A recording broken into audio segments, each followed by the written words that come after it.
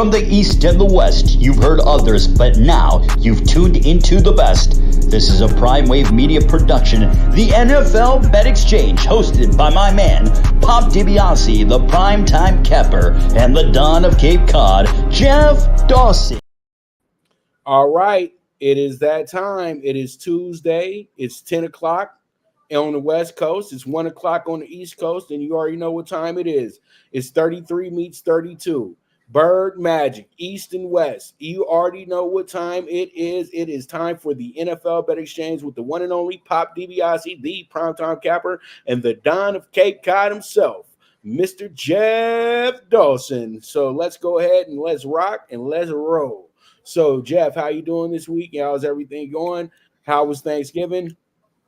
Everything's going well, Pops. Thanksgiving was great. It's good to get together with family. Sit around, talk about, for some of them, haven't seen them since last Thanksgiving. Go to our brother-in-law's, and there was about 25 people there. But it was good. Had a good hot meal. Probably added about 5 to 10 pounds, but all good. Back on the cardio this weekend. Enjoyed the games. The shocker at 12:30, the Packers, best I've seen Jordan Love all year, probably best game of his career, beat the Lions, and then the favorites come rolling in. Been that type of year. Favorites this past weekend, 12-4. And the primetime unders now go to 12-2. So it's funny, in my lanes, we try to buck the script, be contrarian. And as you can tell from another losing weekend, last year at this time, I think I was 22 or 23 games over 500. And now I'm about 15 games under 500. It's just been one of those years, Bobs. Well, Jeff, you're all right. You kind of dipped into it a little bit. It was much better than the week before. And this is how we're looking this week. Jeff is 83-95-2. I'm 83-90-97. I bounced back this week with a 9-7 week, but I had a horrible second half of the day, late games. But the first half of the day, I was killing it pretty much. But, we got to the second half of the day and things got a little murky. So it is what it is at the end of the day. And you know what? It's a new week, new money. So let's go ahead and get into it. And first, we got ourselves this. It's going to be the Thursday night football game. And, man, it's a doozy. This is a playoff type game. And, we're at that point now, Jeff, where teams who are playoff type teams are in these games against each other week in and week out. These games are very, very important to the long term of the playoff situation. And we got the Seahawks coming in here 6-5, and then you got the Cowboys coming in here 8-3. It's a 9.5 point spread as well, too. Over under of 46. Jeff, go ahead and you kick this one off. Tell us what your thoughts are on this one, and who do you have winning or covering this game? This Cowboys team the last month at home has been averaging almost 40 points a game. We know what their defense can bring. Bland with another pick six last weekend, I think his fifth or sixth of the year, was absolutely crazy. A Seattle team banged up right now. Geno not 100%. Kenneth Walker banged up. DK battling some injuries. I looked at the games. You sent me the email. I'm going to put my money where my mouth is this week. I'm going with a team that I think is going to win, and I think that they win by double digits. We win Cowboys -9.5. A big game for them for the fact that the Eagles are coming into town next week. So I think the Cowboys will be big 49er fans. Hope for the 49ers to beat the Eagles this week, and then the Eagles will come in the following week for the Cowboys with a potential chance for a tie of first place in the East. So give me the Cowboys minus the 9.5. I think they put up 30 with their eyes closed, and I think Seattle will end up with about 13 points. So give me the Cowboys. All right, so Jeff is taking the Cowboys in this spot. He's taking the 9.5, and I totally get this, Jeff. This team has been lights out, straight up at home, no losses at home. They've actually beat everybody by 20 or better at home. Everything says blowout. 3 days, and this isn't even 3 days off, though. This is actually a full week schedule. You know what I mean? So both these teams played on Thursday, so they'll be playing on Thursday again. So there is no advantage here when it comes to that portion of the game. But all in all, I think that the Cowboys are ripe for a situation where they're going to have to really play at home, because they've really said to themselves, we take care of our business at home this season. That's what they're on this year, Jeff, is that we're going to take care of our business in the Star. It doesn't matter what we do on the road. We know when we get on the road, just be 500. That's it. But be undefeated in the Star, because that's 8 wins right there. That's 8 wins for you, 8 or 9 wins. And then you get your half and half with the road. That's a 13-win season. That's a real simple plan. And you know what? The Cowboys get it. And that's what a lot of people have to understand is once you become a really good team in this league, you set yourself up and say to yourself, we don't lose home games because we got to make sure we win these home games because the home games do put us over the top to get to the playoffs because we really only need 3 or 4 road wins. And that's it. And that's all. And pretty much right now, the Cowboys, without that loss to the Cardinals, we would be calling them probably the second or third best team in the NFL at this point. But you know what? That happened, and that's still on the resume. It still stings, but that was the biggest motivation this Cowboys team got all season. But when it comes to this game, I truly do feel that the Seahawks know they got to play on another level. They've lost 2 games in a row. They've really, really have kind of, regressed a bit, you know what I mean? But that's because Geno's a little hurt, things of that nature. But really at the end of the day, though, Geno, to me, is not really the guy. So what I'm going to do here is I'm going to actually, I'm kind of going against what the true thinking should be here because I know Seattle is going to play with a great game plan. This is a defensive type game for Seattle to where they got to make Dak really work for his money on Thursday. That's what they're going to do because they have something set up on the back end for this game. It's going to be one of our better games of the week. I don't know if Seattle wins the game, but I'm going to take the Seahawks to cover in this game. If they do wind up losing the game, they only lose the game by 3 or less, in my opinion, or 4 or less in some facet or form. I think the NFL owes us a really good primetime game after, the follies we've had in the last 5 of them. So we'll see how it goes. We'll see how it shakes out. But I am taking the Seahawks in this spot with the plus 9.5. We move forward from there. Okay, so with that, we have ourselves the Colts, 6-5. The Titans, 4-7. Plus 2.5, over under 43. You know that on this show we love divisional games. We don't overlook divisional games like the rest of the world and say, "Oh, that team sucks. Oh, they're terrible. Oh." Hey, you don't know if that team has that other team's number. I've seen it too many times in this league where a team beat this team for 5 years straight, having one of their worst seasons ever, and they still sweep your ass. It sounds like a Steelers Browns to me, brother. You know what I mean? So, these things happen. Sometimes you are that team's the team that team knows they can beat. And with the Colts and the Titans, you know that we're dealing with the Titans team that's actually 4-1 at home. They're a much better team at home than they are on the road. We know this. And the Colts are still an iffy team. But we do know that Gardner Minshew, I'm going to talk about it on my show today. That's why we don't have to get into it. But Gardner Minshew is one of the better backups because they've given Gardner Minshew a chance to develop as a quarterback. He was able to be in Jacksonville. He developed in a good system over there with a great coach. Then he goes to Philadelphia. He developed some more with a great group there. And then he goes to the Colts, and he's really should have been the starter from day one. I know that a lot of people loved Anthony Richardson. He's the show. He's this, that, and the third. But Anthony Richardson showed all of us that he was more of a gimmick guy here in his first season than your actual quarterback. You know what I mean? Minshew's the quarterback. He's going to go through the real, struggle of getting these guys wins. Anthony Richardson was looking great, but was he winning games? Let's keep it real. Was he winning? No, he was not. So pretty much they did the right thing by putting him on the bench for the rest of the year. So how I truly do feel when you go into this game, the Colts know that they have to get their defense playing at a top-notch level. If their defense slacks a moment here, they're going to be in a little bit of trouble here. The Titans defense plays much better at home. Their offense plays much better at home. And I think that the deep ball is going to be the difference in this game as well, too. So the Colts have to be ready for everything. But the Titans, I like it. Jeff, I've really rode the Titans hard this year. And they've really failed many times for me this year.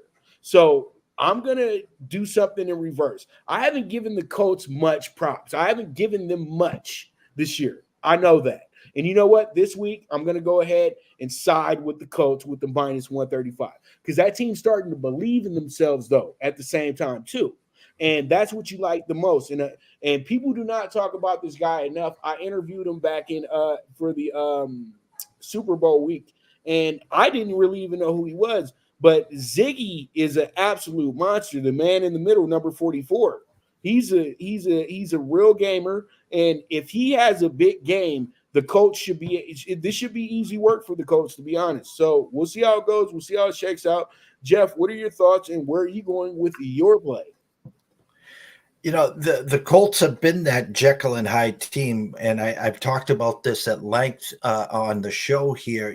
Good Gardner Minshew, bad Gardner Minshew, good Gardner Minshew, bad Gardner Minshew, and the Titans the same way at home, as you said, 4-1. And Derrick Henry splits home versus away. It's been like apples and oranges. Wake up this morning, get the news that Jonathan Taylor has done some damage to his thumb. Jonathan Taylor will be out for this game. It will be the Zach Moss show. Michael Pittman having a great year, great week last week. I like the Titans in this spot. Levis as well has shown flashes. I think the home dog divisional game here, I bought the hook. I took the Titans to +3. Our true number here was Colts -1.5. It is now ballooned to 2 with a 43. Vegas has this, the classic 23-20 walk-off field goal. I think it'll be the Titans. I think a late pick by Minshew. I see a Henry score here, maybe a D-Hop score as well. I like the Titans. I like you saw a little attitude with Vrabel last week. They said he was on the hot seat, potentially be moving on. He said, take this. I think the Titans get it done at home. I think you're going to see them. Listen, are they going to make the playoffs? Probably not. Of course not. But I think they make a statement, said, hey, Colts, if we're not making the playoffs, neither are you. So give me the Titans +3. I think they win the game outright, Pups. I'm with you. That sounds good to me, too. And you know what? Mike Vrabel, always a good dude. Y'all know I done told the Santa Anita story plenty of times as well, too. Hopefully, I see Mikey again up at Santa Anita as well, too, because he is friends with that. He's really good friends with that owner that brought him out that day as well, too. So you guys got to understand, you guys can meet some of your favorite people at the racetrack because you can be quiet and cool and calm up at the racetrack, bro, because they ain't going to let nobody run up on you and be, hey, it's so-and-so. No, they will remove you from the track right then and there. They don't play that game. You know what I mean? It's a money thing when you at the racetrack, y'all. That's what I got to tell y'all. It ain't about fans and fun. It's not. Really, it's not. A bettor is not worried about Brett Favre sitting over there with the 4 horse. No, he does not care. You know what I mean? That man is headed to the dungeon. All right, let's go ahead and jump into our next game, which is going to be the Saints and the Lions. Saints coming in here 5-6, Lions 8-3. You know what? The Saints are going through a lot. It's kind of a disaster zone in New Orleans right now. They don't. I think it's more of the fans who are starting things, but you can tell by body language that Derek Carr only has 50% of that locker room that really is rocking with him. And you know why? Because Jameis Winston is kind of what I would say an ish starter. You know what I mean? He's playing the game of, oh, I'm going to be this guy's friend, and then I'm going to go talk bad about this guy to this guy. You know what I mean? I caught it this weekend. And I think that he's playing the middle way too much. And I keep telling everybody, I feel Taysom Hill's the best option that you have at the backup, not Jameis Winston. Jameis Winston had an opportunity to prove if he was the quarterback, and it didn't work. It didn't happen. He's been told by Dennis Allen that you're a backup. And I think that the fan base and people that really love Jameis Winston need to just get over it. The coach has already pretty much told us that he's a backup at this point of his career. He's not. You can't trust the guy to be winning you games. All you're going to get out of Jameis Winston is a 3-3 record. And you know what happens with a 3-3 record? You're going to wind up 8-9. So, you're just stuck with Derek Carr because Derek Carr knows how to be a company man. That's what they don't understand about Derek Carr. Derek Carr is a company quarterback. He knows how to smooth well with the owner. He knows how to smooth well with the head coach. And that's how he's able to keep his position and keep his spot. He did the same thing with the Raiders for a decade. But the Raiders were so quarterback needy that he was able to get away with it. And the writing's on the wall. It took me to realize this when he went to New Orleans. And Jeff can attest to this. I was the biggest Derek Carr supporter when he was with the Raiders. But now when I see exactly what he's doing with the Saints, this is a terrible fit. It is. Everybody said Saints, when it should have been Jets.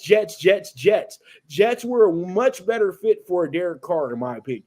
Because if you put him on the Jets, he gets Garrett Wilson, who's the equivalent of having Devontae Adams.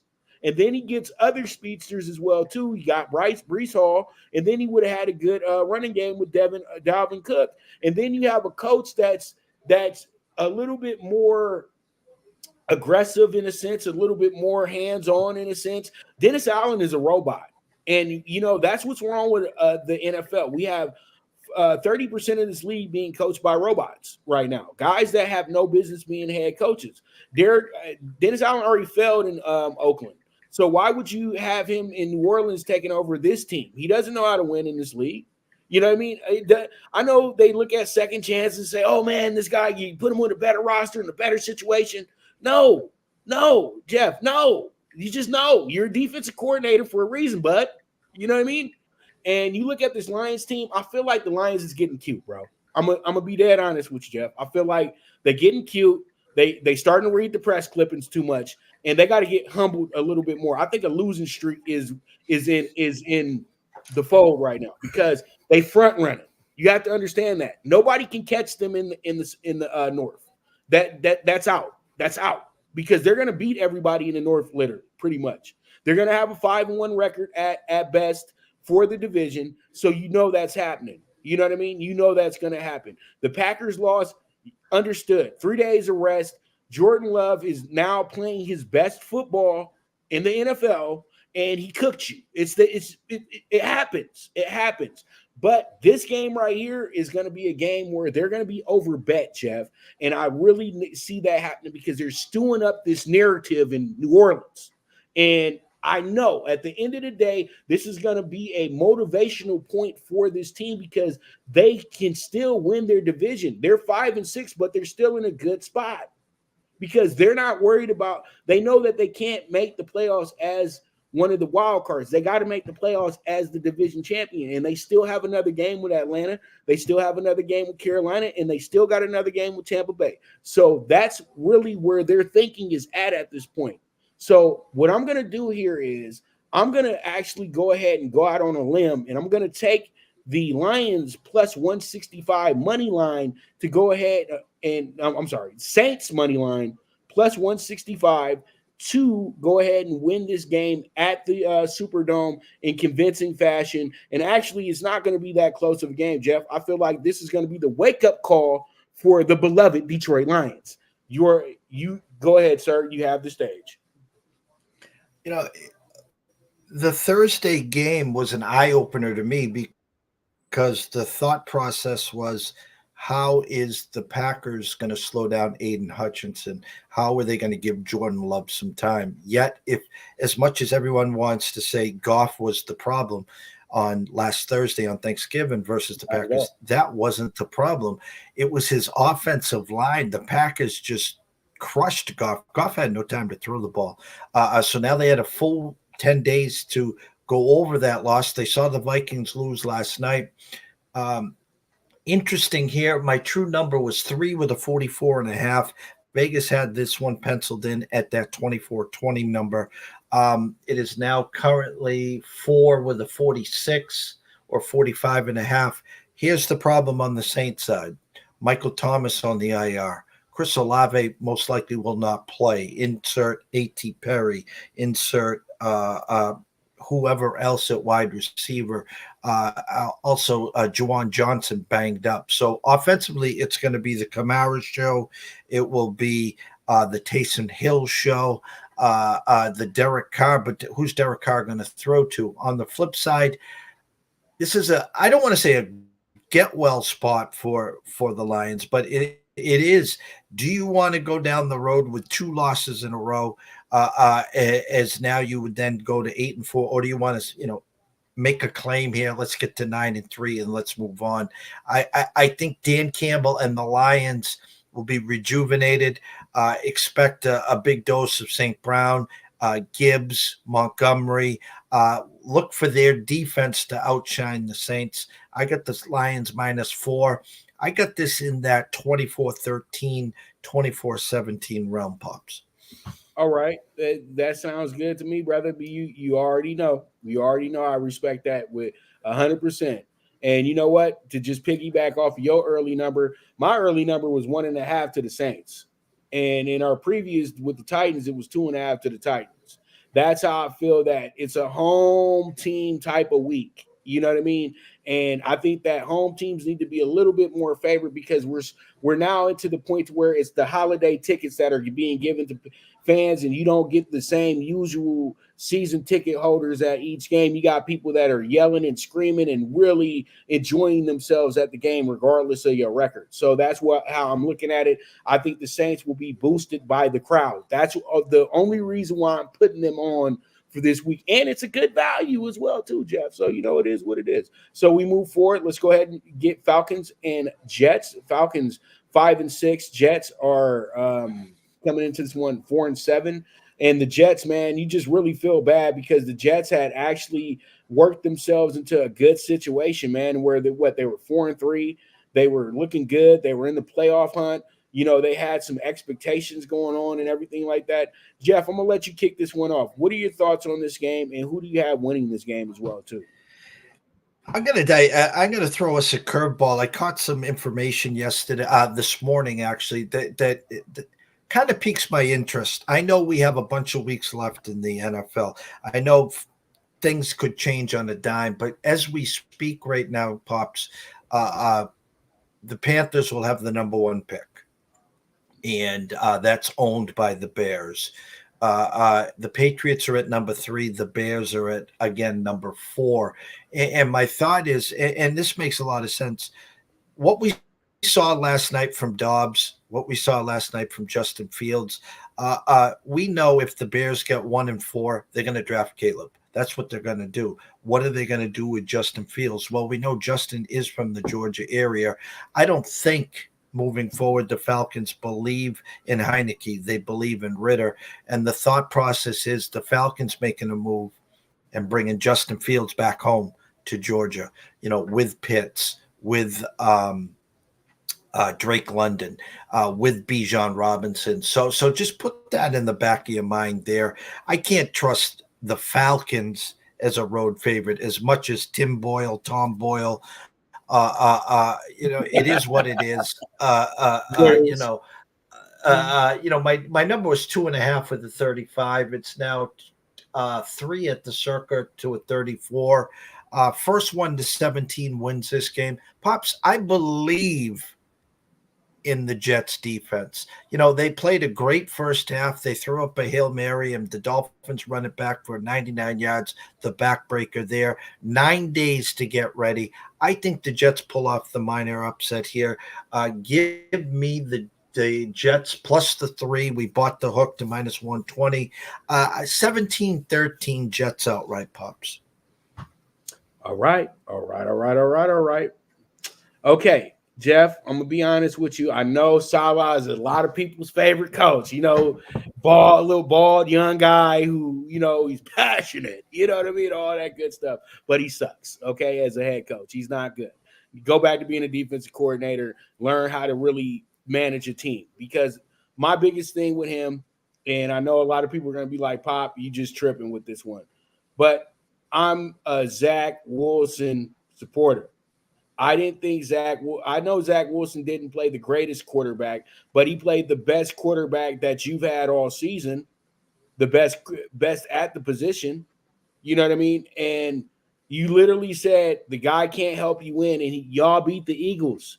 He helped you beat the Eagles. And it seems like that he's been able to do pretty good on primetime as well, too. So I think he would have possibly had a chance to actually beat the Dolphins, unlike Tim Boyle. You know what I mean? Tim Boyle had no chance. You know what I mean? Because he hasn't really seen what's going on. And they just added the guy onto the roster not too long ago. So he's still getting used to the playbook. So why would you keep going on about your business and keep dissing this guy who's your quarterback? And I feel like the guy has the trust of his teammates already. Wilson is in sync with him. Breece Hall's in sync with him.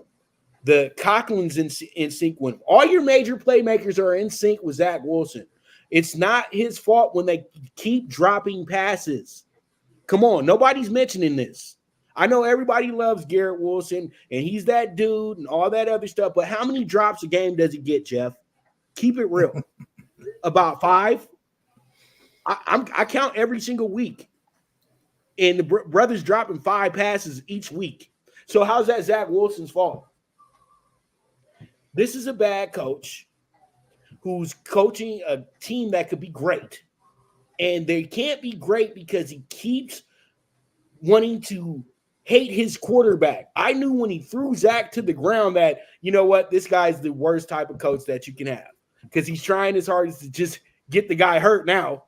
And I said, Rex Ryan did the same thing to Mark Sanchez. Stop making it personal. Hey, if your wife thinks he's a cute guy, hey, it is what it is. That's a problem with your wife, Jeff. You know what I mean? So, I just go back to McVay.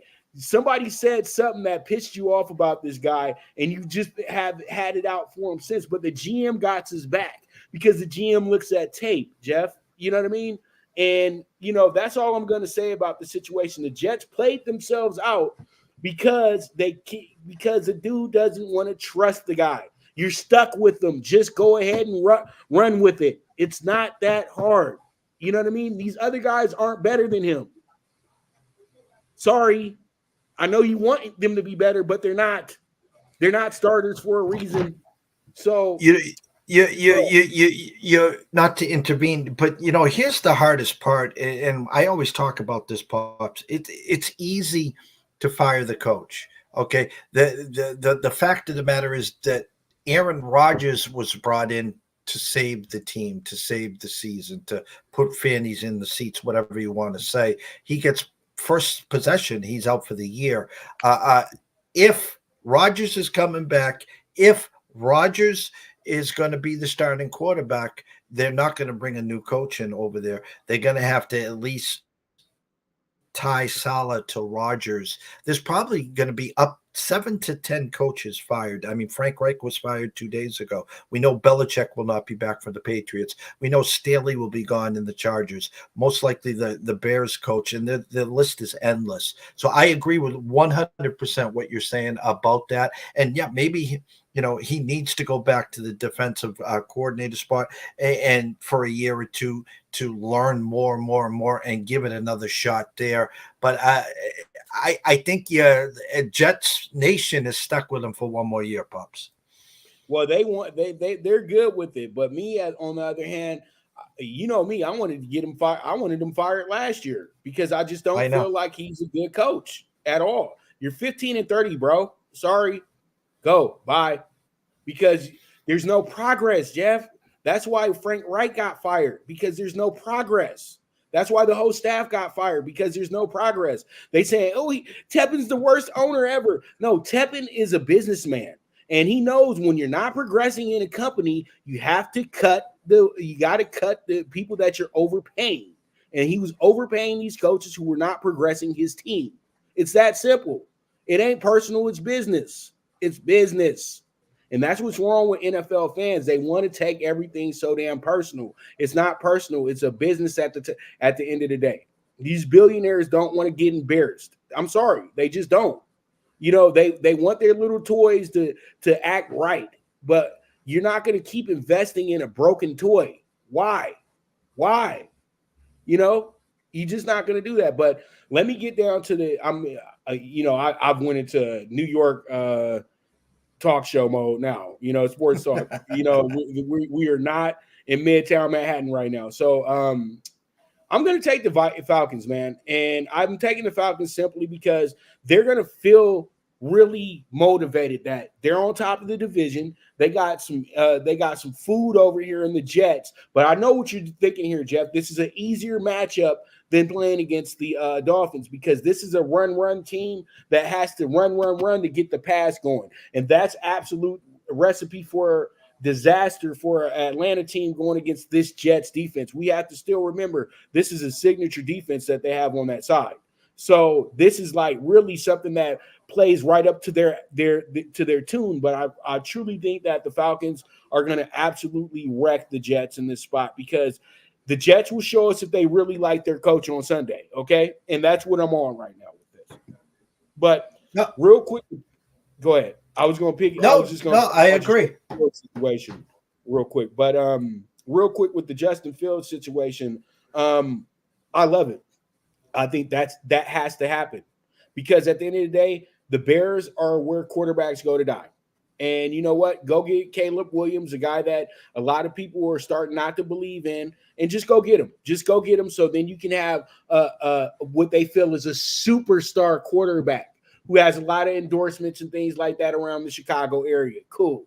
But you know what? Justin can go to Atlanta and go win because he deserves to win. I know it looked bad last night, but you know what? At the end of the day, the play caller is terrible in Chicago. You're running screens and flats and all these things that don't make sense. You know what I mean?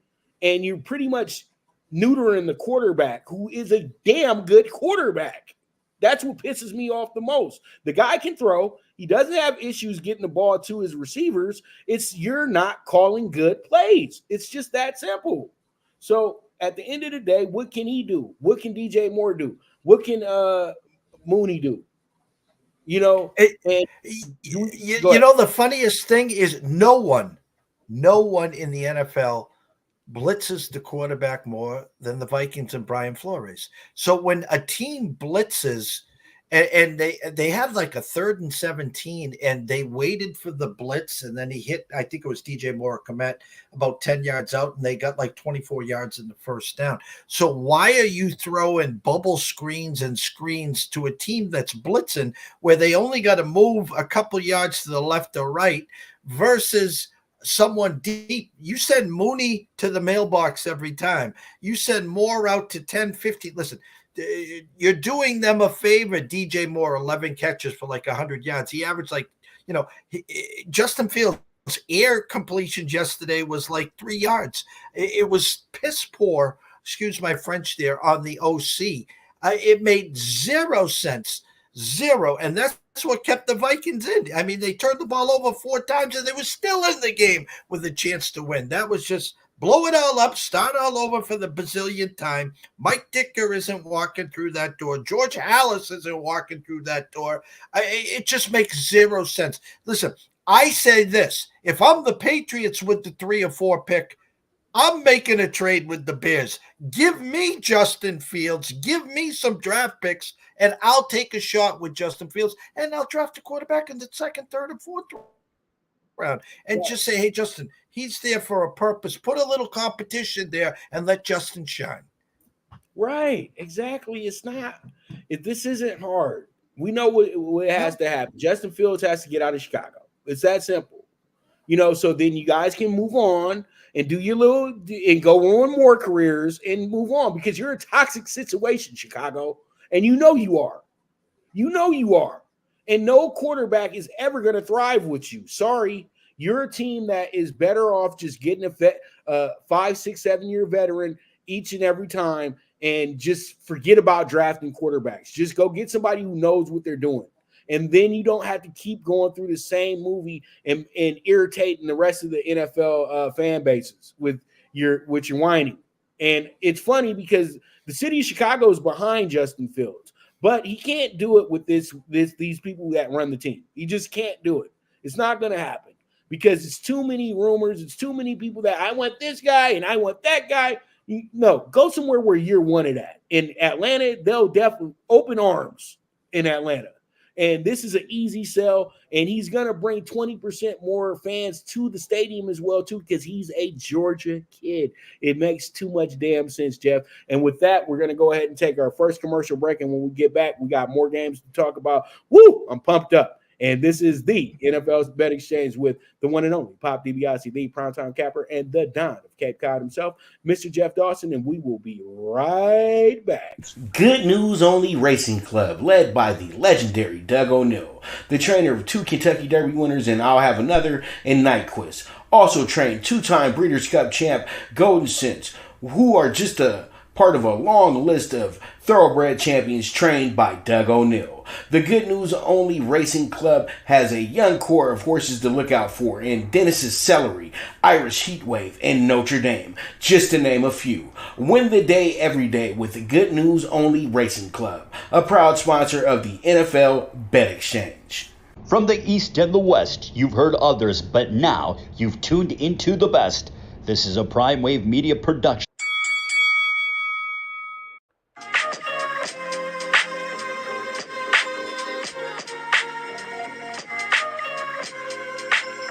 Tune into Big Wave Boxing every week with a brand new guest with the one and only Pop DiBiase, the primetime capper, getting the best boxing stories, best boxing angles, and the truth when it all comes down to the sweet science. Tune into Big Wave Boxing on the Prime Wave Media channel on YouTube.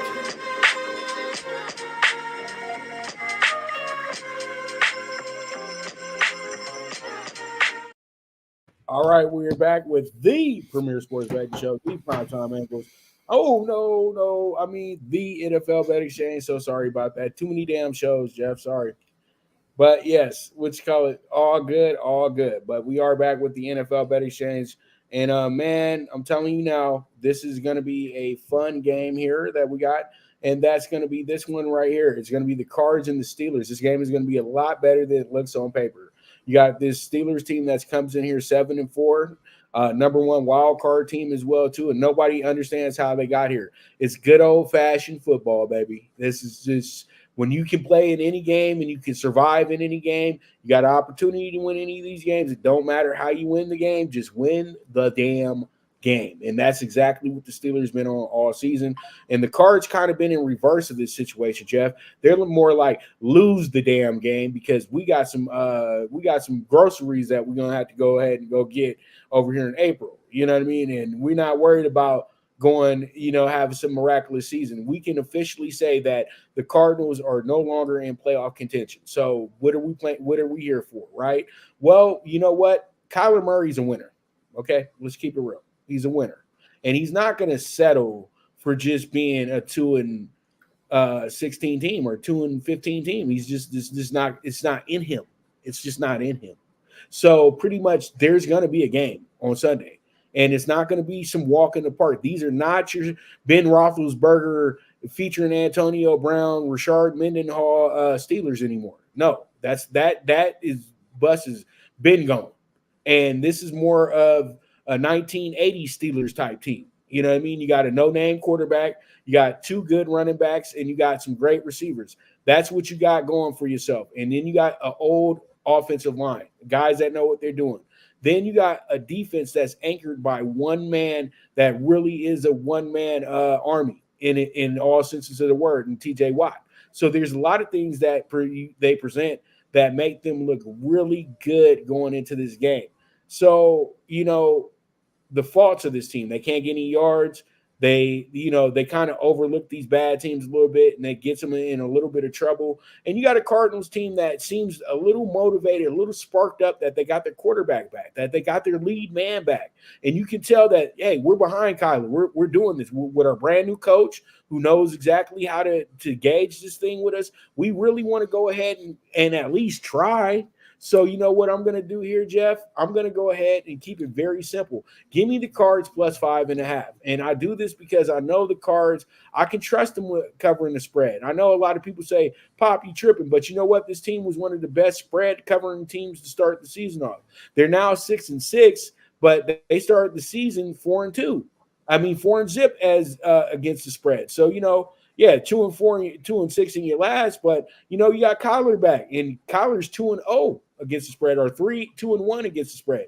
And you know, after getting whooped like they did on Sunday, they can't do anything but play better. So I'm taking the 5.5 on the Cardinals, the plus. I don't know if they win. They probably don't, but I will take them to cover because it's going to come down to a final field goal. You know, Pittsburgh fires the OC, and everyone's expecting a lot more from Deontay Johnson, Pickens, but it was Pat Frymouth, the tight end, a lot more checkdowns to him.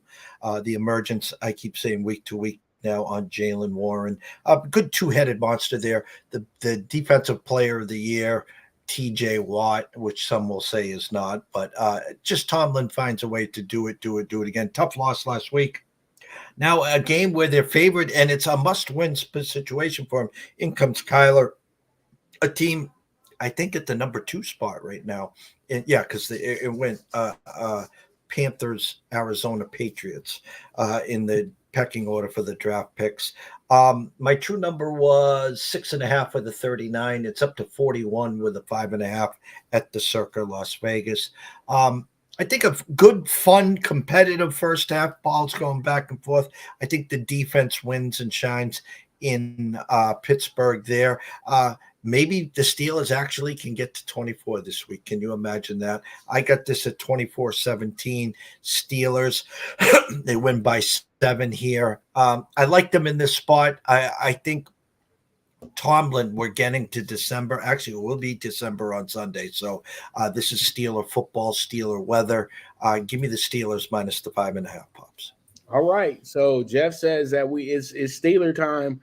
And you know what? I'm just going off the last few times Arizona's went to Pittsburgh. They really shocked the system. You know what I mean? They didn't expect big days from them, and they was right there in the game, giving the Steelers fits. I always say that, you know, a lot of these West Coast teams that don't like going east, but don't tell that to Arizona because they got to deal with 115-degree weather. They welcome a 25-degree day. You know what I mean? Seriously, when you're sitting in that hot in that oven, you're okay in the freezer for a few hours. You know what I mean? So it is what it is. But we move forward. Let's go ahead and jump into our next one. And you know what?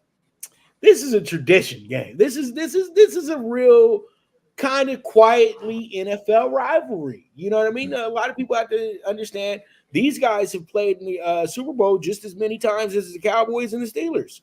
And, you know, there's been great. And the funniest thing is Dolphins won the first one. And then since then, the Commanders haven't lost to them in the Super Bowl. And, you know, it was funny because it could have been 3, but that Dolphins defense was the greatest defense ever because it's pretty much you ain't scoring no points on them guys. Their offense didn't need to do much, but just do a 3 yards and a cloud of dust. They pretty much just used all the Paul Brown run plays and went from there. That's it. So, you know, that's what it was all about. But that's a little bit of historic moments with them. Jeff, I'll let you kick this one off. What are your thoughts on this one, and who do you have covering or winning this game? You know, a few teams have been big money burners for me this year, and I've gotten off of them. The Commanders now is at the king of the hill. I like Sam Howell. I like their offense. They traded away their defense. Sweat with a sack again last night. Chase Young looking great as well. And now in comes the Dolphin team just chomping at the bit. And what really surprises me, Pops, is that they were 9.5-point favorites. I mean, Vegas is doing everything in their power to get Commander money. You know, Tua should be able to do what he wants when he wants. They won't put any pressure on him. Tyreek Hill, Jalen Waddle. They're running attack of Mozart. A-Chain still banged up. I don't know if he'll play. It will be what can Howell do offensively versus this Dolphins defense, and will they be able to slow down the Dolphins? call me sucker. I bought the hook. I got the Commanders plus 10 and under over a 50. Vegas has got this penciled in at 30 to 20. I need Washington to be able to get to that 21 or 23 number and keep Miami under 31. So I'm praying here. It's a Hail Mary, Pops. Give me the Commanders plus 10. And you know what, Jeff? It's not a Hail Mary, dude, because this is the reason why it's not a Hail Mary, brother. Because the thing is, the Commanders seem to show up when it's double-digit spreads for them. And you know what? They're at home. And I'm just looking, I'm reviewing the Eagles tape somewhat. And the two Eagles games were much better than anything Miami did against the Eagles. You know that. Much better. You know, so they were able to get points on a pretty tough Philly team, in my opinion. Now, when it comes down to the Dolphins are a team that really has feasted on bad teams that are below 500 or middling. They've really feasted on them. But when it comes to the big boys, they have their issues. The games aren't even close, except for the Chiefs game. But that was a late rally, really. That wasn't really them, making the game close. It was a late rally that, they had an opportunity to win, but they didn't take advantage of it. So when you look at this situation right here, you say to yourself, okay, this is another Miami feasting, and it feels like that. And I feel like the Commanders have probably been alerted that, you know what, stop winning. Because the thing is, we know that we're not winning a Super Bowl, so let's take advantage of these picks that we're about to get. But that doesn't mean they're going to finish 4-13. That just means that, you know what, hold up on the big stuff. But you know what? Cowboys in Dallas, this is a tough game. I've already talked about it. I said what I said. It's a tough game. They average 40 at home.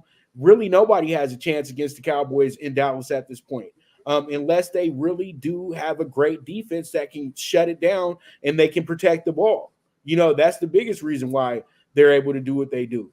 But Washington, you know what? They could be a little motivated this week, but, it's going to be tough for me, Jeff. I'm going to have to go ahead and just side with the Dolphins here. I hate taking road teams that are 9.5-point favorites going into the game because usually this is a recipe for disaster. Let's keep it real, because what they're doing is this is just an over bet by people who love the Dolphins this week.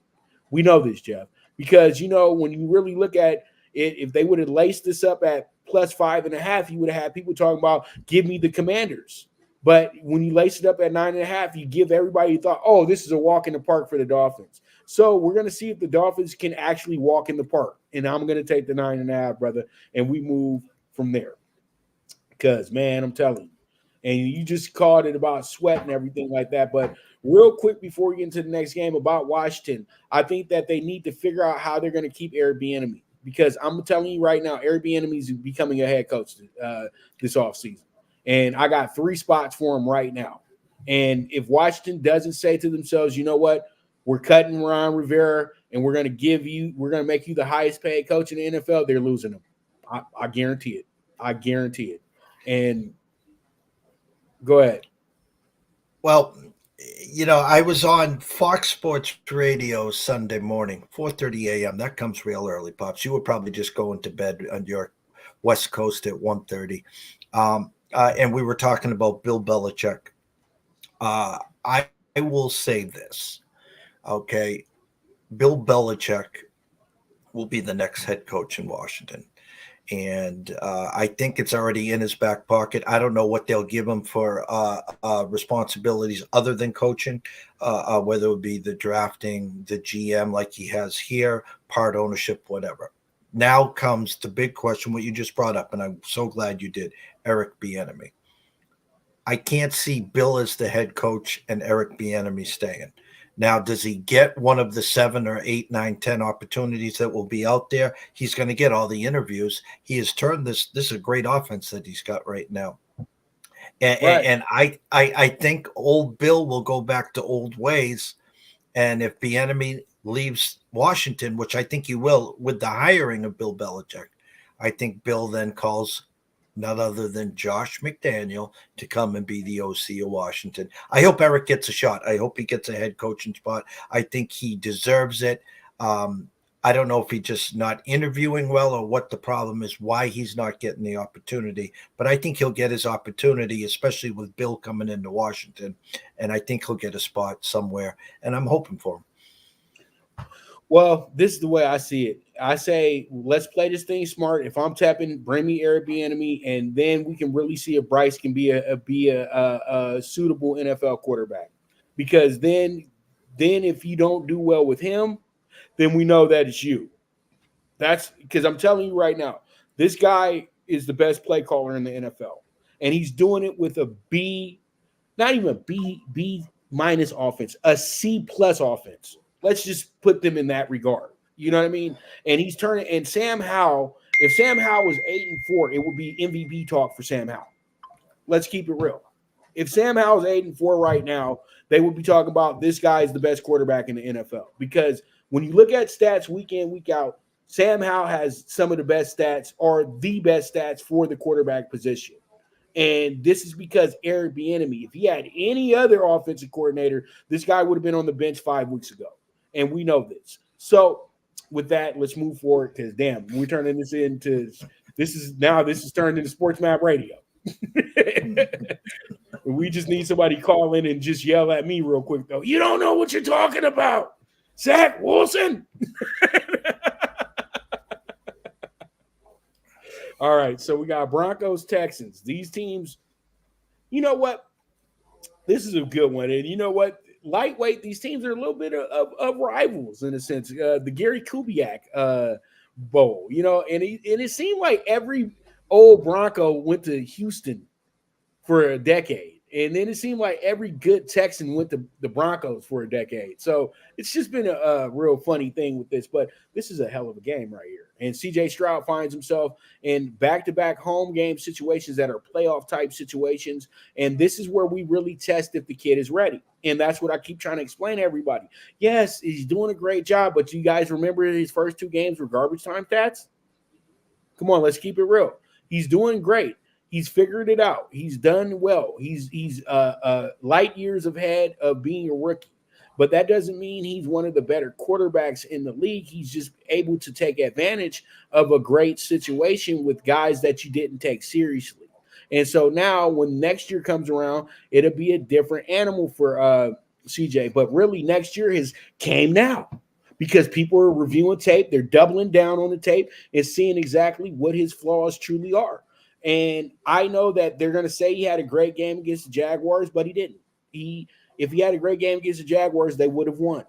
You know, let's keep it real. Did he have a great game against the Cardinals? Not really. He had a lot of stats, but they almost lost that game. They've been winning games because they've been able to survive. It's not that they're the better team. It's that they're surviving. And that's great because that's the coach. That's coaching. That's what great coaching looks like. But that great coaching can't really transition this roster to truly being a playoff team. So I've always thought the Texans have been placeholders. You got hot at a certain time of the season. You don't want to be the hottest team in October. I keep trying to get everybody to understand that part, Jeff. The hottest team at the top of November. You want to be the hottest team mid-December with a winning record. That's what you want to be because you take that momentum with you into the playoffs. In this game, you got a team that's ascending and you got a team that's descending. This is not a hard play for me. I'm only putting a 3.5 because CJ presents an element that says he could win this game. But I don't see it happening. But I'm going to play the insurance instead. But I still bet the Broncos as my straight up winner this week as well, too. So I'm taking the 3.5 on the Broncos, Jeff. Your thoughts and where are you going with this one? You know, 5 weeks ago, we were saying, will Russ be back? 5 weeks ago, you know, Jerry Jeudy and the whole team was on the trading block. Who is the hottest team in the NFL right now? Who has the longest winning streak? It's the Denver Broncos, winners of 5 in a row. And Russ starting to look like Russ. The true number 1 wide receiver in Denver is not Jerry Jeudy, it's Cortland Sutton. The two-headed monster are Javonte Williams and Samaje Perine. And what has really jump-started the Broncos is their defense. It's not the Orange Crush of the late 80s and 90s, but it's a defense that is coming together and playing well as a team, as a unit. I love D'Amico Ryan. I love everything that he's done for fantasy purposes. CJ Stroud, I wish I had him. I got him nowhere. I do have a lot of Tank Dell, Nico Collins, Dalton Schultz, but a game where CJ Stroud did not play well. And they still had an opportunity, and they actually got doinked 58-59 yarder to tie it, to bring it to overtime. I too like the Broncos. I like them plus the 3.5. This game's going to come down to first one to 27, Bops. I got the Broncos 27-24. I think they win, they cover, and they go to 7-5, winners of 6 in a row. Hey, sounds good to me. And you know what? It's funny because we have certain Broncos fans that now are back on the train, and they literally said this team needed to be blown up week 5. This is why you guys just sound so stupid when you're talking about sports, because the thing is, at the end of the day, I said this on this show every single week as they were winning games. Jeff is my witness. Experienced coach, experienced quarterback can work themselves out of this situation. Rookie quarterback, rookie coach ain't going to work themselves out this situation. I've been watching this league for 30 some odd years, bro. And every time I've seen an experienced coach have a slow start, they always have a fast finish. And every time I see a rookie coach have a fast start, they always have a messed up finish because they don't know how to coach at that time of the year. But they were able to drop in some wins with some good motivation. You know what I mean? At the end of the day. And that's exactly what I see in this matchup. D'Amico is going to be a great coach moving forward. But you're not ready yet. That's just all it is. Your roster's not built yet. It's just not built yet. That's all it is. But you know what? Everybody talks about CJ, but the defense has been the one that's kept these boys in check. This is the defense has kept these guys in games, period, point blank. Because if that defense is getting cooked, they don't have a 6-5 record. It's that simple. Okay. All right. So let's move forward to our game before our next break. And that's going to be this one right here. Am I right? Is this the game before our next break? Let me make yes, sure. It's the Chargers. Okay. So here we are. Chargers, Patriots, +6. This is unbelievable that it's a +6 at Gillette, dude. Seriously. 20 some odd years of dominance, dude. And now we're down to +6s at Gillette. It's a new day. And, it's not really a new day. It's really blast from the past, to be honest with you.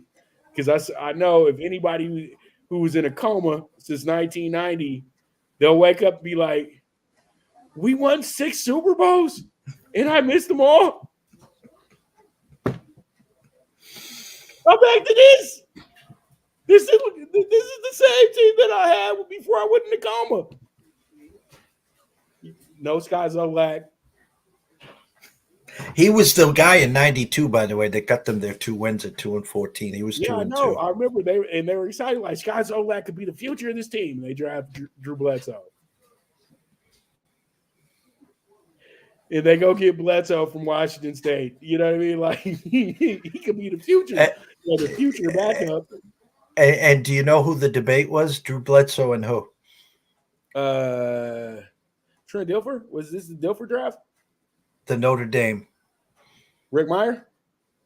That was the coin. Rick Meyer, but Rick Meyer was a big name, though.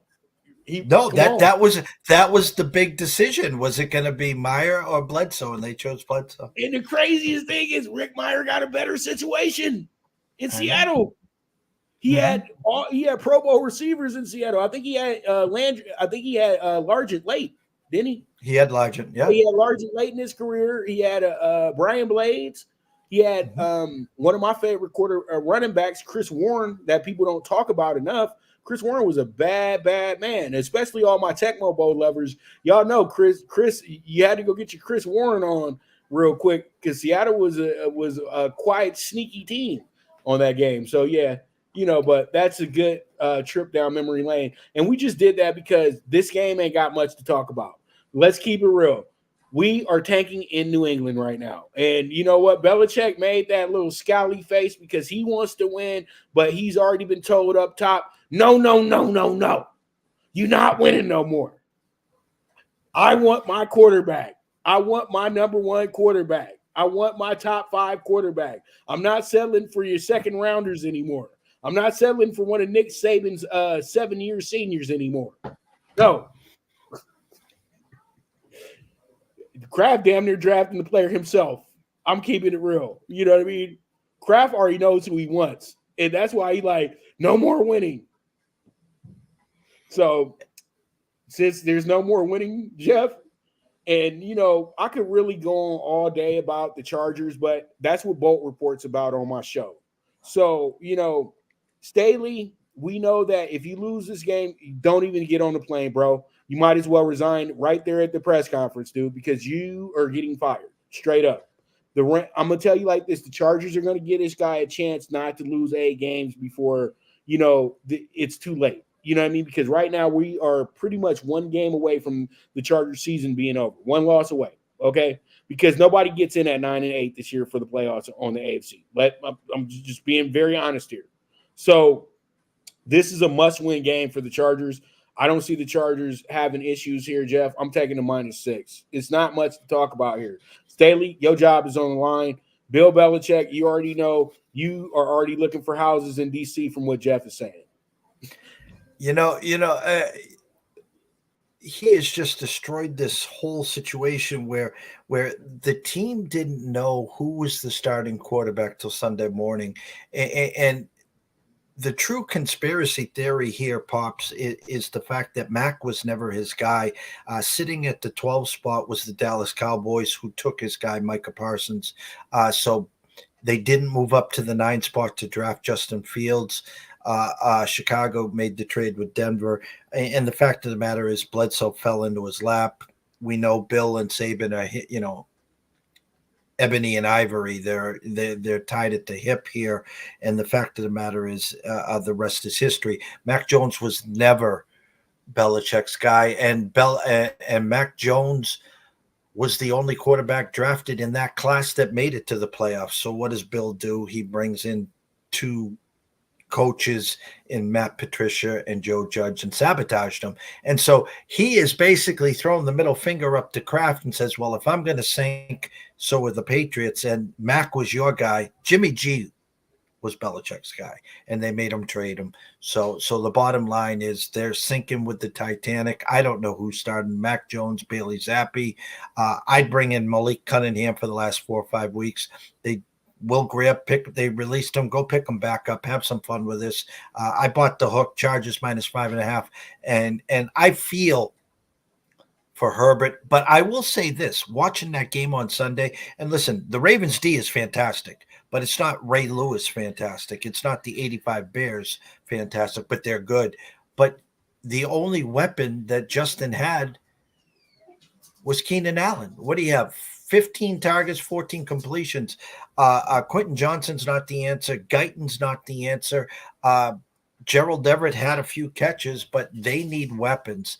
I would fire Staley after this week, win, lose, or draw. I'd give Kellen Moore the last 6-7 games, but they won't do that either. Give me the Chargers -5.5, Pops. And I know you're not going to want to hear this, Jeff. The reason why they're not going to do it is because this Staley and Spanos are cool. He's a company man. That's what people have to understand. He follows the order of the rank. That's why, you know, he's still coaching the team. And the Chargers have this idea that they can still go, that they can cheat and go 6-0 because they're good enough to do it. That's the thing. But it's not going to happen because they're too middling. And that's what it is. And people just have to understand. I told you guys already, the moment that they lost their 6th game, this is a 9-8, 8-9 team. It's that simple. Okay. That's where they're finishing at. And you know what? They're going to look at the situation again and say to themselves, you know, well, Staley didn't have this, that, and the third. They'll fight to keep him there because he's cheap. You know, when you got to restart with these coaches, you got to restart everything. And this turns into a bit of an issue. You know what I mean? Because now you see a lot of, you know, it stops the flow. You know what I mean? So we'll wait till the end of the year. But I'm with you though, Jeff. If you're going to fire him, just fire him. You don't have to play the game. You don't have to go back and forth with the media. Just fire him at the top of December. So then we can breathe easy, give Kellen Moore his rehearsal, and you move on from there. Because you know what you're going to do. You're probably going to just promote within. You're not going to go chase another coach. You brought Kellen Moore in to be the placeholder to be your next head coach. That's all you did. That's all you did. And he's not ready to be a head coach either. But with that, we will take one more commercial break. And when I get back, it is time for us to really dig into these late games. So you guys stay tuned. This is the NFL Bet Exchange. Now you and your friends can compete in the sport of kings and win big with Stable Duel. Get the app, pick your horses, and get in on the thrill of horse racing with daily games competing against other players. Bring home the glory and the cash, and move up the annual leaderboard while you leave your competition in the dust. Get in the game with Stable Duel. Play, race, win. Good News Only Racing Club, led by the legendary Doug O'Neill, the trainer of 2 Kentucky Derby winners, and I'll have another in Nyquist. Also trained 2-time Breeders' Cup champ Golden Sense, who are just a part of a long list of thoroughbred champions trained by Doug O'Neill. The Good News Only Racing Club has a young core of horses to look out for in Dennis's Celery, Irish Heatwave, and Notre Dame, just to name a few. Win the day every day with the Good News Only Racing Club, a proud sponsor of the NFL Bet Exchange. All right, we are back, and I guess Jeff is somewhere chilling. So we'll take just another really quick commercial break, and then hopefully we'll have him back. Now you and your friends can compete in the sport of kings and win big with Stable Duel. Get the app, pick your horses, and get in on the thrill of horse racing with daily games competing against other players. Bring home the glory and the cash, and move up the annual leaderboard while you leave your competition in the dust. Get in the game.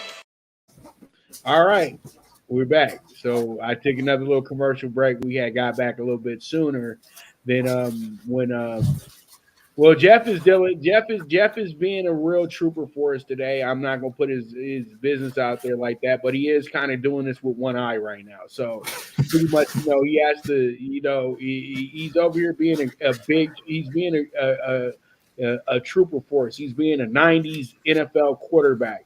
Because I say, this is the soft era of the NFL. Because I'm going to tell you like this. They used to have this thing called mild concussions. So a guy get a concussion, he sits out a quarter and he's back in the game. Or he might sit out 2 series and he's back in the game. Go ahead. And let's bring, the NFL. Let's blast them right here. First, the 90s versus Justin Jefferson. And when I saw this, I almost vomited. The fact that 7 weeks out because of a hamstring, 7 weeks because of a hamstring. And now, of course, they got the bye week. Now he'll evaluate if he's going to come back after the bye week. But listen, I know you watched the game, and I know everyone watching and listening here today watched this game. Justin Fields absolutely got smoked helmet to helmet, and then his head hit whiplash into the carpet. He got up. He looked like he just got hit by Tyson. He did the Snoop Menace, and the fact is, not did they stop, they blow the whistle, they call him to the tent, he was able to stay on the field. So this NFL, they pick and choose when they want to call someone out or you go into that tent. Shame on the NFL, because there's no way in holy hell that Justin Fields should have been able to take the next snap. Never mind, never once went into the tent. But you're right, 90s versus today's and the Divas, they're cashing checks a la Michael Thomas, a la Justin Jefferson. The list is endless. But they got it down to a science, the union, their agents. Why get hurt when you can just go on Tuesday and cash a check? Right. Because before it used to be you didn't get no damn check if you didn't play. Yeah. Play, now play for pay. Right. You know, we got guarantees, everything like that, and we acting like other people don't want to be in this league too. It always cracks me up. But let's jump into these late games. Sunday late game. And you know what? This is pure torture because we know that this fourth regional is going to get way too much airtime, and that's the Panthers and the Bucks. The Bucks have returned to the old Bucks of where it's just bad TV, and the Panthers are right there with them. They're 1-10 this season. The Bucks 4-7. The Panthers literally cleaned house the other day. Frank Reich gone. Deuce Staley gone. Luke McCown gone. Who else is gone? But you know what? Chris Tabor is a guy that has been overlooked for a long time. This is one of the greatest special teams coaches in NFL history. I say this because if you know who Chris Tabor is, Chris Tabor spent a decade in Cleveland as the special teams coach, and I think he had 6 different regimes, Jeff. Literally 6 different regimes before he left. And, you know, this guy never got the opportunity to be an interim coach or anything of that nature for this team. And I always felt like, let Chris be the coach, because how bad can it go?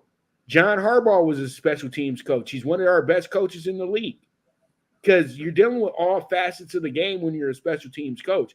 And they need to be taken a little bit more seriously when it comes to the table of hiring your coaches. And I feel like Chris Tabor might be up in here rehearsing for a job. If he can finish this thing out, say 5-12, I think he could possibly go ahead and possibly keep this job.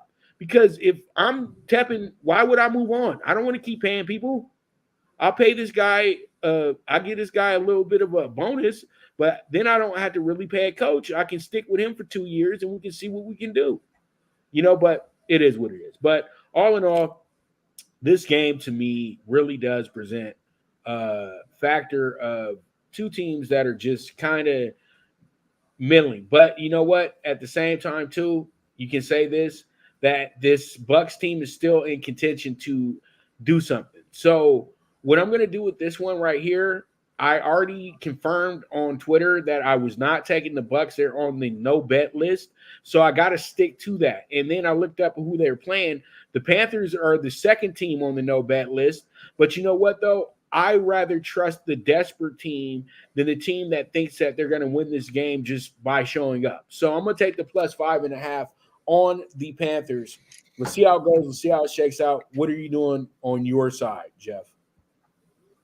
Breaking news, and they must have heard me vent. The Minnesota Vikings have activated Justin Jefferson. So Justin Jefferson will be playing after the bye. So maybe 7-8 weeks of cashing checks. And he now feels, loyal to the rest of his team. So Justin Jefferson will be back in week 14. This is a betting 101. The Panthers were probably the one team that cost me the most money this year, and I finally faded them and cashed last time. But once a coach gets fired, there's that immediate, the coach is gone, a la the Vegas Raiders. Once they left McDaniel, they had a 2-game winning streak.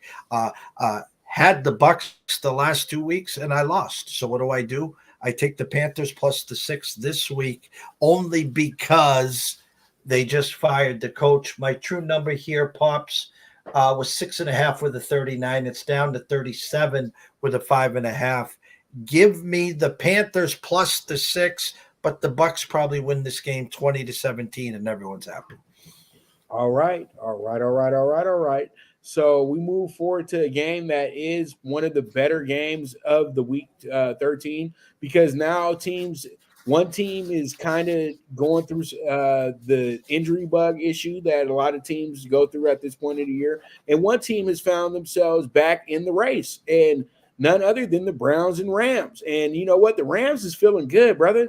3-6 a few weeks back. They said, you know what? The Rams are cooked. They're done. They're through. You know what? All they did was win 2 division games in a row and now are 4-1 in the West. And that looks good moving forward because those are NFC wins as well, too. These win tiebreakers for you as well. Now the Rams look like a playoff team. in my opinion. They absolutely crushed on the Cardinals. And I didn't see them beating the Cardinals that bad. Even though I knew they was going to win the game, I didn't see them just having an assault and battery the way that they did. You know what I mean? That was a straight up criminal what the Rams did to the Cardinals. But Cardinals, it's like always playing against JV. So it's like that for the Rams and the Cardinals. Browns last week. We go back to what you just talked about, concussion protocol. I know in my heart of hearts that DTR was ready to go back in that game, but they said, nope. We got to make sure the Broncos got a chance to win this one because they're the best story in the NFL right now. It's narratives, brother, narratives. And you got the NFL, you're going to lose all of us, bro, if you don't stop being so damn obvious. Seriously. I think you got to get rid of the guy that's on the sideline dictating who's going to go back in and not go back in. And because he's a problem, because he's picking and choosing.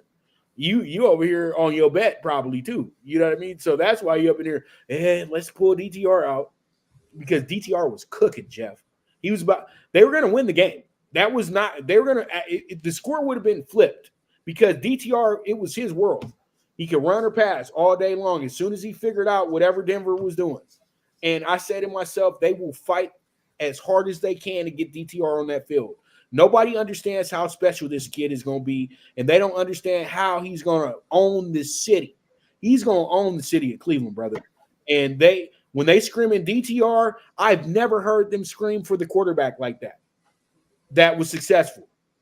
You know what I mean? They tried to do it with Johnny. They tried to do it with Brady, and they were both failures, first-round failures. They even tried to do it with Baker, who should still be their quarterback, but that's another story for another show.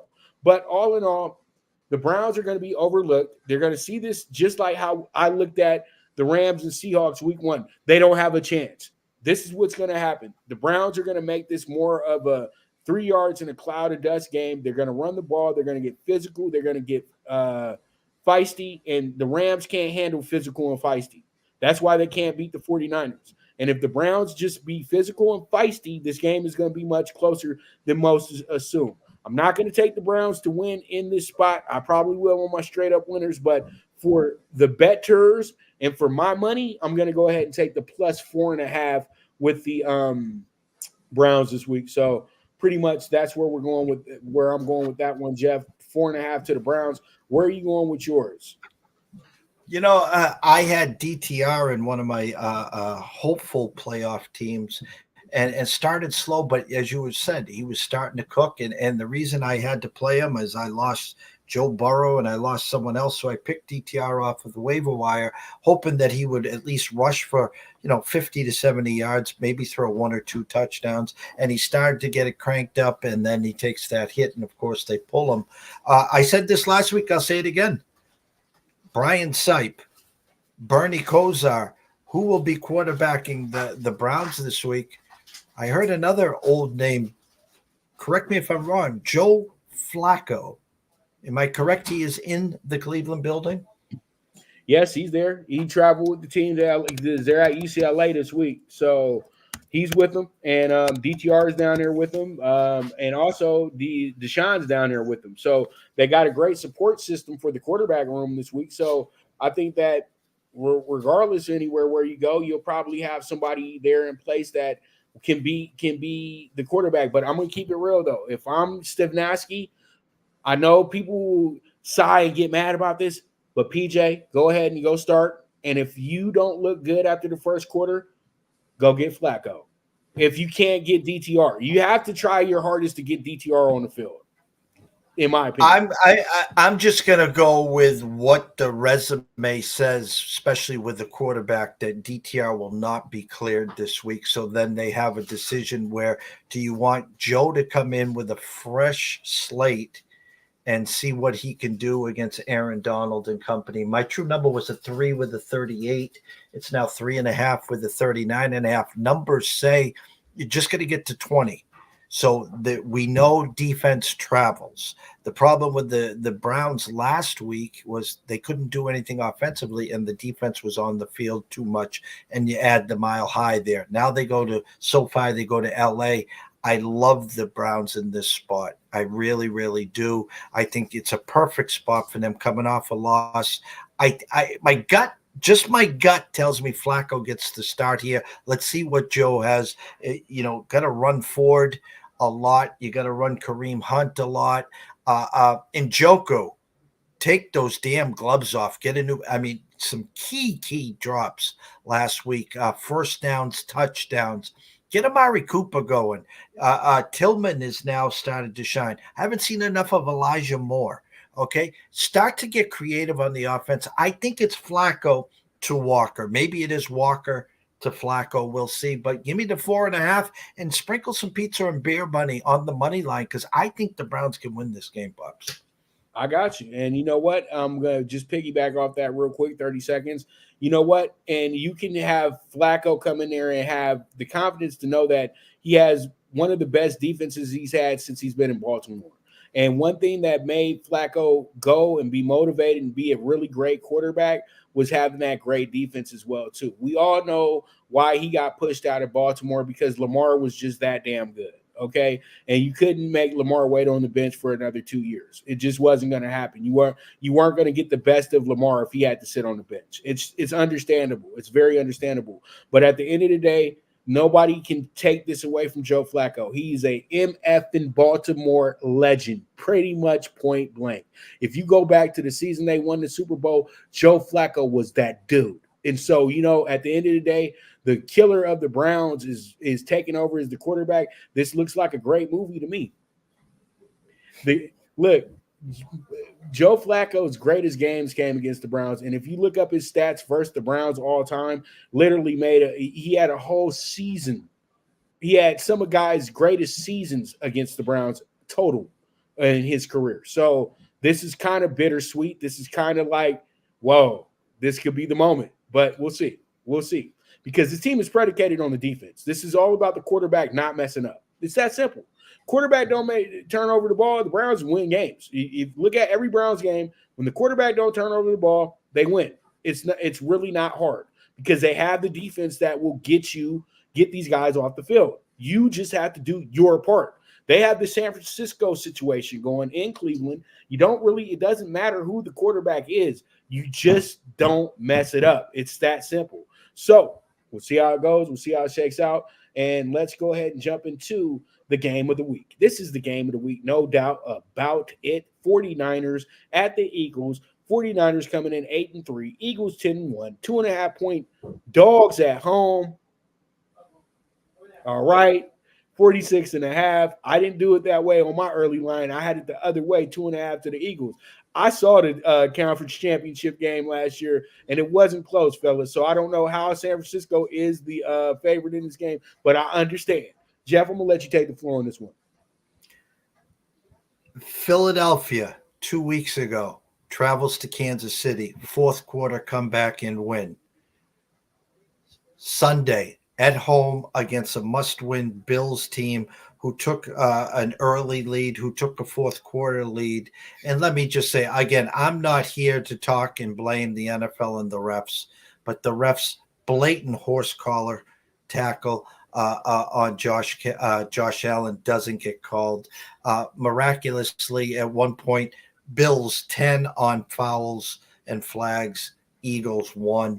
I don't know what they're selling in Philadelphia, but the NFL and the refs are turning a blind eye. Okay, in come the 49ers. Perfect spot. You got, again, Eagles at KC, Eagles against Bills, Eagles next week at Dallas.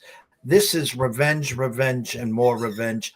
CMC will not be quarterback in this game. It'll be Brock Purdy. It'll be a healthy CMC, a healthy Debo, a healthy Brandon Ayuk, and a healthy defense. I'm sorry, Eagle fans. Give me the Niners minus 140 on the money line. My true number was Niners -1 with a 47. It is now Niners -3 with a 46.5. It's Niners early and often. Do they get to 24? Do they get to 27? I think this vaunted Eagles offense, where again, Jalen Hurts just doesn't look healthy. I know it's just business. Will they have a fourth quarter comeback? Maybe. I don't know. Not on my dollar. Give me the Niners minus the 140 on the money line, Bubs. All right. Okay, so you know what? I've been getting stung by the Eagles the last 2 weeks, so it's tough for me to really sit here and be like, yeah, man, I'm gonna go ahead and do what I really want to do, like you, and take the 49ers, because the Niners, you know what? People gotta listen when I be saying these things. They had a bad October. Okay, October was terrible. Your Hall of Fame offensive lineman out. Your All-Pro wide receiver out. Your second team or Pro Bowler defensive back out. You see this? What I'm saying, and that just shows that San Francisco's depth is not as great as you think it should be. They lost those 3 games to three teams that were playoff type teams at that moment. Minnesota, Cleveland, Minnesota, and Cincinnati. Cincinnati, they had Burrow that day, and Burrow played his best game of the season that day. We'll say that in the game with Kirk Cousins, he played his best game that day. And let's keep it real. P.J. Walker played his best game that day because he played against a defense that was missing key players. And it's understandable. Now the 49ers are full throttle, and they are the most complete team in the NFL. And I know where your reasoning's at. A lot of people do not want to say this or say it out loud, but the Eagles' defense is horrendous when it comes to giving up yards. They're great at getting turnovers. They're great at getting big moments and being able to be there at the right time. But they have one of the worst back ends for an elite team. This team gives up almost 400 yards a game, and most of it's coming from the passing portion of a team's offense. And so pretty much the reason why I feel like I can still go with the Eagles here is because I feel that their defense is going to actually come alive. By them not being able to have their true offensive game, by them not being able to have that truly there, then I truly feel that this is going to wind up being a game that does go into the Eagles' favor. And so I'm pretty much going to take the Eagles because I feel like who can win the game close, and it's the Eagles. The Niners, except for the Bengals game, had opportunities to win those games. They didn't look good in a close situation.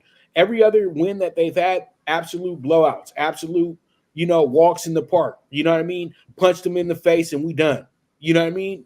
It's Mike Tyson enters the ring, one punch, you're through. That's been the 49ers in at least 8 of their wins. But in their 3 losses, they were close games and they didn't look good. But the way for them to beat the Eagles, they got to beat the Eagles. They have to beat the brakes off the Eagles. Ain't no, beat them by 3. You got to literally beat them down. It has to be 10 or better for you to really win this game. And it has to be a San Francisco beatdown. It can't be a patty cake. Because if you patty caking, Eagles win. If you come out here and do what you've been doing to everybody else, punch them in the nose to start the game off and say, you ain't tougher than me. Hey, you know what? Pack it up. We can all just go ahead and just relax, in the afternoon. But I'm going to just go ahead and take the Eagles. I got to take the Eagles with plus money at home. I know it's a trick, but let's go ahead and just be tricked. Let's see what we can do. And let me just add this. I'm going to do some projecting here, and I'm going to play the game. Eagles lose this week. Eagles lose next week in Dallas. So now you'll have the 49ers with 3 losses. You'll have the Eagles with 3 losses. You'll have the Cowboys with 3 losses. And currently, as we speak, the Lions have 3 losses. My point is the Eagles, the NFC champs last year, the loss in the Super Bowl, steamrolling at 10-1 right now, in a blink of an eye, could be looking at the 4th or 5th seed. With the fact is the 49ers would then own the tiebreaker. The Dallas and Philly would both be 1-1 against each other. And then the Lions sitting there again with, potentially 3 losses. So this is a big, not 1 week, but 2 weeks not just for the Eagles, but for the 49ers and the Cowboys. You could see some big shakeups. So anyone that likes the future markets, you might want to grab some Dallas, some Dak MVP, some Dallas futures, and the same still for the 49ers. Because if the 49ers come to Philly and lay a beat down, which everyone thinks, some of us think they might do, the road through the NFC Championship and the Super Bowl could be in Santa Clara or wherever the hell the 49ers play. But things could change real quick, Pops, in the next 10 days. You're right. You're so right about that. Let's move forward to the Sunday night football game. Sunday night football game is a good one. This is a really good game, in my opinion, because you have a team that's ascending and you have a team that's seen as the kingpin of the AFC. You know what I mean? The defending world champions. You know what I mean? The creme de la creme of the NFL. You know, the team that everybody just pretty much says to themselves that they them dudes. And you know what? This is a really good game because this is a real, I would say, kind of a rival game in a sense. Because I know a lot of people didn't want to see Jordan Love be successful, but you know what? Hater, hate on, because that boy has arrived and he's shown us that he's going to be their quarterback at least for the next 5 years. You just got to get him some real playmakers and everything's going to work out. Matt LaFleur is not losing his job. They know the Packers told themselves it's okay. We can go ahead and rebuild. And if you're a rebuilding team and you're 5-6 and you're still putting up the effort to win these games, then you know what? You have to respect that and you have to appreciate that and know that the Packers are not a pushover type team. They have 3 games that if they could have won those games, they would have a different record right now. This team would be 8-3. Let's keep it real. You know this. The Atlanta game, come on. You know what I mean? The Denver game, come on. Those are 2 wins right there that slipped out of their fingers. So, you know, the Packers are not as bad as advertised. They just have a team that's getting to know exactly who they are. This is the new Packers. You know what I mean? This is the new wave. You know, Jordan Love leading the new receivers. You know, those receivers weren't there for Aaron Rodgers. They were there for Jordan Love. And Jordan Love is a great example of when you develop the quarterback and you have patience, then you can get yourself a successful quarterback. This is what you draft him for. Stop drafting him to be a first-day starter. Draft them to be somebody you can develop so then when your insurance quarterback is not insurance anymore, then you can go ahead and fill the spot in with the quarterback that has mastered your playbook. Come on. It's not rocket science, guys. Have some patience. That's what's wrong with the quarterback position. I can't wait to talk about that on the show today as well, too. But I'm going to be real quick here. I like the Packers going into this game. And Noah, Jeff, like, of course you like the Packers, you bum. You know why you like the Packers. And, you know, I haven't dogged Patrick that much this year, have I? I haven't said nothing bad about Pat. I've given him his grace. I've given him his props. But, you know, he's still – and by me doing that, he's the worst second-half quarterback in the NFL now. So, you know, I'm going to just keep giving him his props, you know, keep doing your thing. It was easy against the Raiders because Andy Reid hates that team. So it is what it is with that point. But you know what? I'm going to keep it real. I like the way that the Packers are playing. The Chiefs can afford to lose right now. The Packers can't.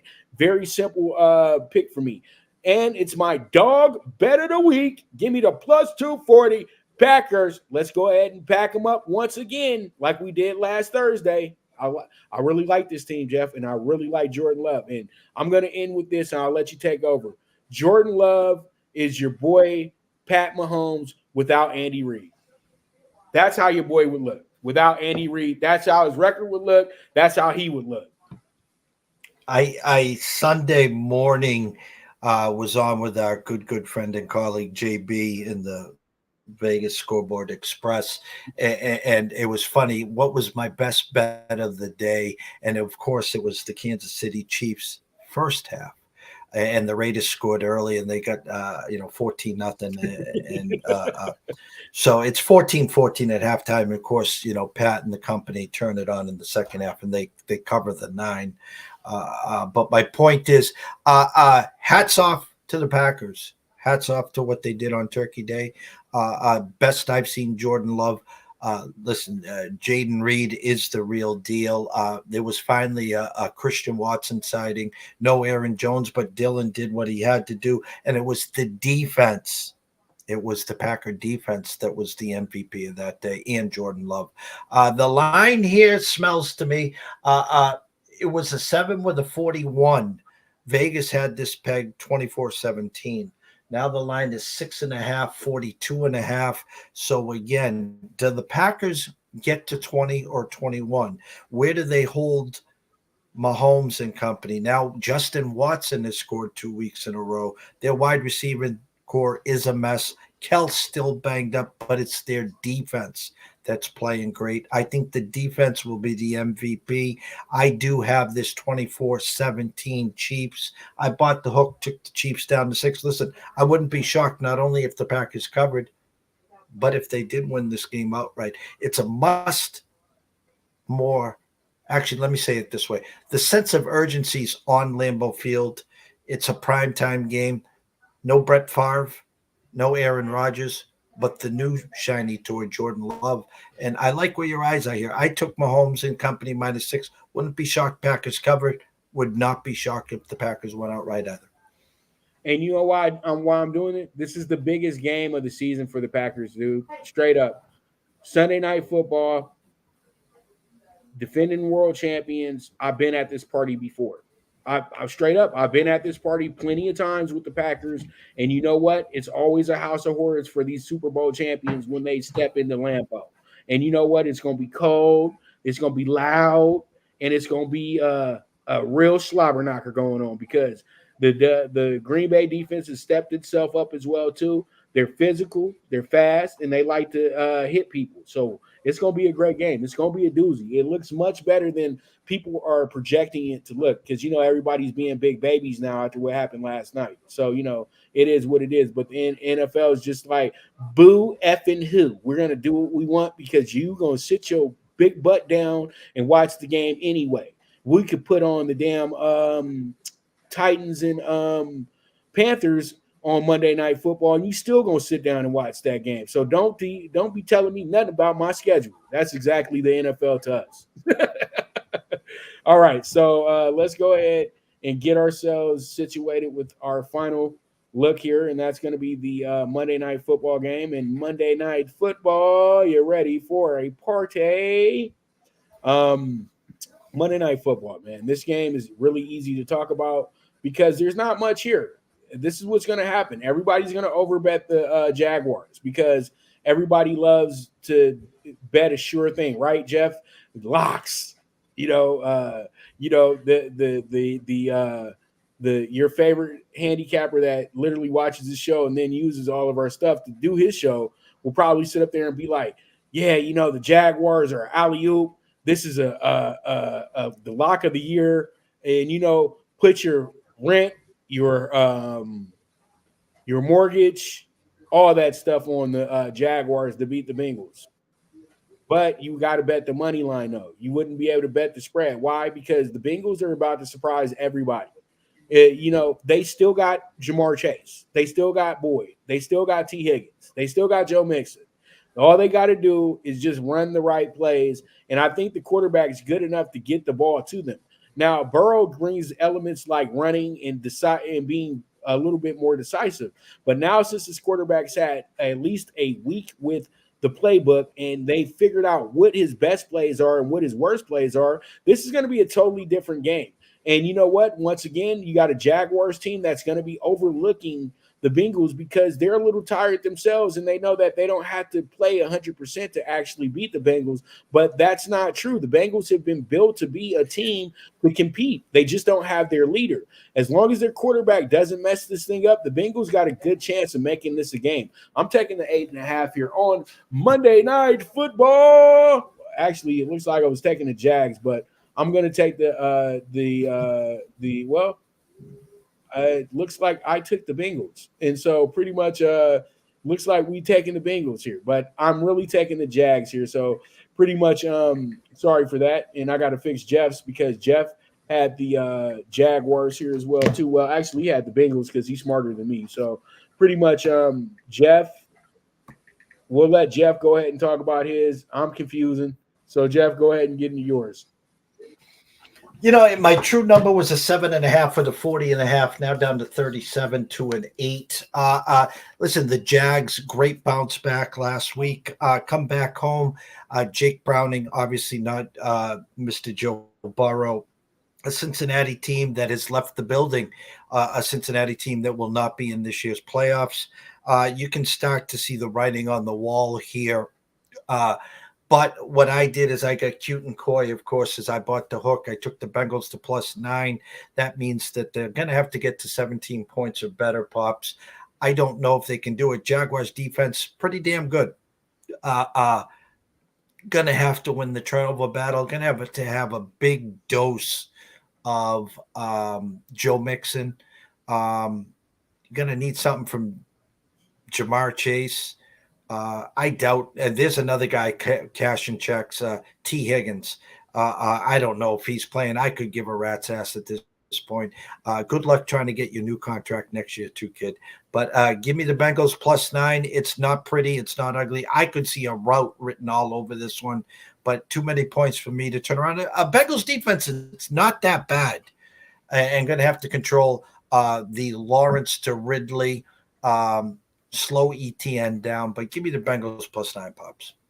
All right, so Jeff is taking the Bengals +9. Pretty much that's where he's at with his. And you know what? We're just trusting the Bengals on Monday Night Football because nobody else is. So, we'll be a part of the 10%, the 5%. We'll be a part of that group. We've been there before, guys. We've been there plenty of times. Love it. Love being a part of the 5 and 10%. And it's not because I'm trying to say,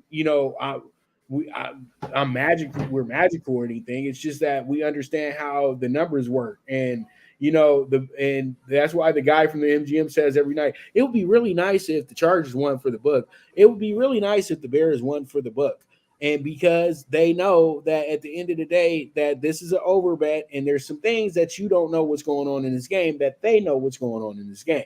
So it is what it is. But with that, another great rocking show. You see what we did with 14 games. We still sat up here for 90 minutes talking. So it is what it is at the end of the day. But, Jeff, any final thoughts before we wrap this thing up? No, it hasn't been a great year for me. But, we're still here. We're still afloat. There's still games left on the board. Now this is where the real season begins. So we're trying to take all the information that we get. We process it through the opening numbers, the closing numbers. We're here on Tuesday at 3:00 Eastern. Numbers will change, injuries, who's playing, who's not playing. We give you what we see here on Tuesday. And again, you don't have to play every play. Just pick and choose and stay in your lanes. Tis the season when these games are being played. It will be December, so we'll still be here in December and the start of January. So always a pleasure, Pops, and wish nothing but the best to all the followers. All right, man. You guys are beautiful. We love you, and we can't wait to see you next week for Week 14. And hopefully these results are going to be a lot better for you guys next week as well, too. So all in all, thank you for tuning in, and this is the NFL Bet Exchange. I'm your host, Pop DiBiase, the primetime capper, and our East Coast host, the Don of Cape Cod himself, Mr. Jeff Dawson, and we bid adieu. Toodles, goodbye. Bon, what the French portion of it? Yeah, who cares? We are out of here. Bye-bye. Have a good week. Bon voyage. And we will Bon voyage. We'll let him say that. So we'll be back next week for Week 14. I can't wait. I know you can't wait. So we'll see you next week. Enjoy your week, and I'll be back with the Primetime Angles in about an hour. So there it is.